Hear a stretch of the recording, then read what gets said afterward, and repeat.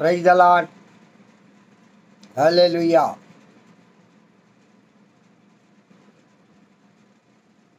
ప్రభు అయిన యేసుక్రీస్తురావు పేరిట మీ అందరికీ శుభోదయం. ప్రియ దేవుని బిడ్డలారా, ఈ 2వ తేదీ మే నెల 25వ సంవత్సరంలో ఆ దేవదేవుని సన్నిధిలో మనం చేరి ఉన్నాం. మహోన్నతుడు, మహిమాన్వితుడు, పరిశుద్ధుడైన ఆ ప్రభు కృపను బట్టి క్షేమకరముగా ఈ దినాన్ని కూడా మనం చూడడానికి ఆ దేవదేవుడు ఇచ్చిన ఈ యొక్క ఆశీర్వాదకరమైన దినమును బట్టి, సమయమును బట్టి ఆ ప్రభువుకు స్తుతి స్తోత్రములు చెల్లిస్తూ ఉన్నాను. ప్రియులరా, సంతోషము నిన్ను బట్టి మేము సంతోషించి ఉత్సాహించేదము. దేవుణ్ణి బట్టి సంతోషం. యెరూషలేము కుమార్తెలు పరమగీతములు 1వ అధ్యాయం 4వ వచనంలో చెప్పినట్లుగా సంతోషము విశ్వాసులకు వాగ్దానంగా ఇవ్వబడింది. ప్రియులారా, సంతోషము విశ్వాసులకు ఒక వాగ్దానంగా ఇవ్వబడింది. నెహెమ్యా గ్రంథము 8వ అధ్యాయం 10వ వచనంలో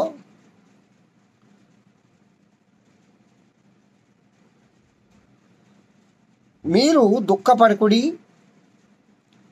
యెహోవా యందు ఆనందించుట వలన బలము పొందుదురు. హల్లెలూయా. ఇక్కడ చూడండి, మీరు దుఃఖపడవద్దు, యెహోవా యందు ఆనందించుట వలన, సంతోషించుట వలన మీరు బలం పొందుతారు, శక్తిని పొందుతారు. సంతోషమే సగం బలం. కాబట్టి ప్రియులరా, సంతోషమే సగం బలం. సంకీర్తన 16:11 అంటాడు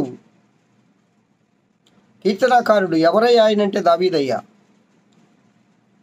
నీ సన్నిధిని సంపూర్ణ సంతోషం కలదు. దేవా, నీ సన్నిధిలో సంపూర్ణమైన సంతోషం ఉంది. అందుకే కదండి సన్నిధికి రండి, సన్నిధికి రండి, సన్నిధికి రండి. దేవుని సన్నిధిలో, దేవుని ఆలయములో, దేవుని దగ్గరకు వస్తే సంపూర్ణమైన సంతోషం ఉందండి. ఈ లోకంలో మనం చెప్పుకున్నాం, వెంపర్లాడుతూ ఉన్నారు సంతోషం కోసం. సమాధానం కావాలని, సంతోషం కావాలని, ఆనందం కావాలని. కానీ ఎక్కడా సంపూర్ణ సంతోషం ఎవరికైనా దొరుకుతుందా అంటే అది ఎక్కడా లేదు. కానీ ఒక దగ్గర ఉంది. దావీదయ్య అనుభవపూర్వకంగా చెప్తున్నాడు ఆ మాట, నీ సన్నిధిని సంపూర్ణ సంతోషం కలదు. నేను అనుభవిస్తున్నానయ్యా. ఆ ప్రభువు సంతోషాన్ని ఆయన సన్నిధిలో నేను అనుభవిస్తున్నాను. కాబట్టి మీరు కూడా ఆయన సన్నిధికి రండి అని దావీదయ్య ఇక్కడ సాక్ష్యం చెప్తూ ఉన్నాడు. ప్రియులారా, సంకీర్తన 30వ అధ్యాయము 30వ సంకీర్తన 5వ చరణంలో,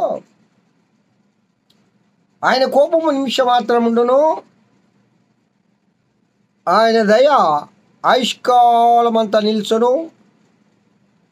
సాయంకాలమున ఏడ్పు వచ్చి రాత్రి ఉండెనను, ఉదయమున సంతోషము కలుగును.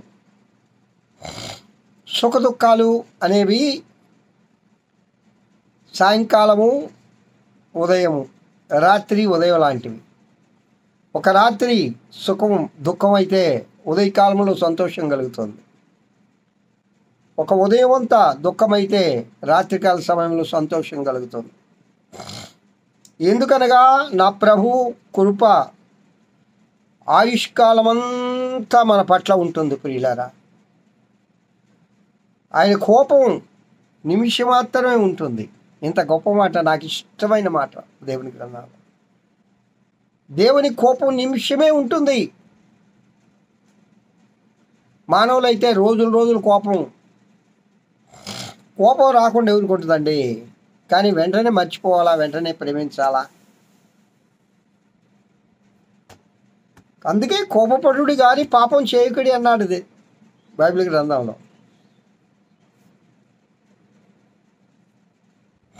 కావున ఆయన కోపం నిమిషం మాత్రం ఉండను, ఆయన దయ ఆయుష్కాలమంతా. ఉదయకాలంలో సంతోషం, రాత్రికాలం దుఃఖం ఉంటే ఉదయకాలంలో నీకు సంతోషం కలుగుతుంది. సంకీర్తన 89:28లో నా కృప నిత్యము అతనికి తోడుగా ఉండజేసేదను, నా నిబంధన అతనితో స్థిరముగా ఉండును. దేవుని కృప, ఆయన కృపలో ఉంది, సంతోషం ఉంది, సమాధానం ఉంది, ఆనందం ఉంది, ఉత్సాహం ఉంది ఆయన కృపలో. ఏమండి, సంకీర్తన 126:5లో అంటాడు, కన్నీళ్లు విడుచుచు విత్తువాడు సంతోషంతో పంటకు వస్తాడట. హల్లెలూయా. కన్నీళ్లు విడుచుచు విత్తువాడు సంతోషంతో పంటకు వస్తాడు. ఈ విషయం ఒక వ్యవసాయదారుని మనం చూస్తుంటాం. వ్యవసాయం చేసేవాళ్ళు వాళ్ళు ఎంతో బాధతో, కష్టంతో, ఆ శ్రమ పడుతూ ఆ విత్తనాలు చల్లుతారు. ఆ పంట కోసేటప్పుడు వాళ్ళలో ఉన్న ఆనందం, సంతోషం అంతా ఇంత కాదు. నా శ్రమకు తగిన ఫలితం దేవుడు ఇచ్చాడని వారు ఆనందపడతారు. దైవజనులుగా మనం కూడా కన్నీళ్లు విడుస్తూ దేవుని సేవ చేస్తే ఫలములు ఫలించే కాలం వస్తుంది. సంతోషంతో ఫలాలు కోసుకుంటాం. ఆత్మీయ ఫలాలు, ఆత్మీయ వరములు, దేవుని కృపలు, దేవుని ఆశీర్వాదాలు సంతోషంగా కన్నీటితో విత్తాలి. విరిగి నలిగిన మనసు, ప్రార్థనా జీవితమో, కష్టమో, ఎంత కష్టమైనా పడాలి దేవుని సేవలో.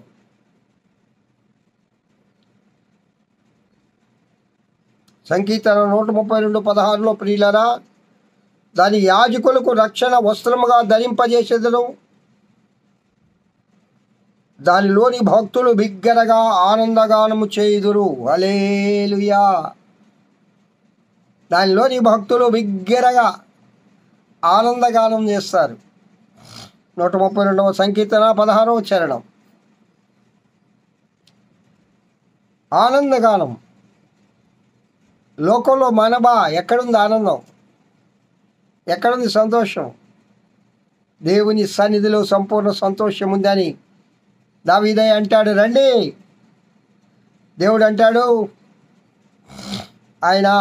ఆయన భక్తులకు ఆయన ఆనందగానము చేస్తారు. కావున మీరు ఆనందపడి రక్షణాధారమైన బావులలో నీళ్లు చేదుకొనుడి. హల్లెలూయా. యెషయా గ్రంథం 12:3 మీరు ముందు ఏం చేయాలా? ఆనందపడాలా, సంతోషపడాలా. ఎవరిలో? దేవుని యందు. అప్పుడు రక్షణాధారమైన బావులు ఉన్నాయి, వాటిలోని నీళ్లు చేదుకోవాలి. యేసుక్రీస్తునందు ఆనందపడాలి, దేవుని యందు సంతోషపడాలి. రక్షణాధారమైన బావులలో నుండి నీళ్లను చేదుకోవాలి. యెషయా గ్రంథం 35:10లో అంటాడు, వారి తల మీద నిత్యానందముండును, వారు ఆనంద సంతోషములు గలవారై వచ్చెదరు. హల్లెలూయా. నీ తల మీద నిత్య ఆనందాన్ని ప్రభువు ఇస్తాడట. ఆనంద సంతోషము గలవారై వాళ్ళు వస్తారు. ఎవరయ్యా వీళ్ళంటే దేవుని నమ్మిన బిడ్డలు, దేవుని కృపను పొందిన బిడ్డలు, దేవుడు ఏర్పాటు చేసుకున్న బిడ్డలు, దేవుడు ప్రత్యేకపరిచిన బిడ్డలు. కావున ప్రియులారా, ఇదిగో ప్రజలందరికీ కలుగబోవు మహా సంతోషకరమైన శుభవర్తమానము నేను మీకు తెలియజేతును. దేవుని దూత చెప్తుంది ఎక్కడ? లూకా సువార్తలో యేసుక్రీస్తు యొక్క జననం గురించి 2వ అధ్యాయం 10వ వచనములో, ఇదిగో ప్రజలందరికీ కలుగబోవు మహా గొప్ప సంతోషకరమైన శుభవర్తమానం నేను మీకు తెలియజేస్తాను.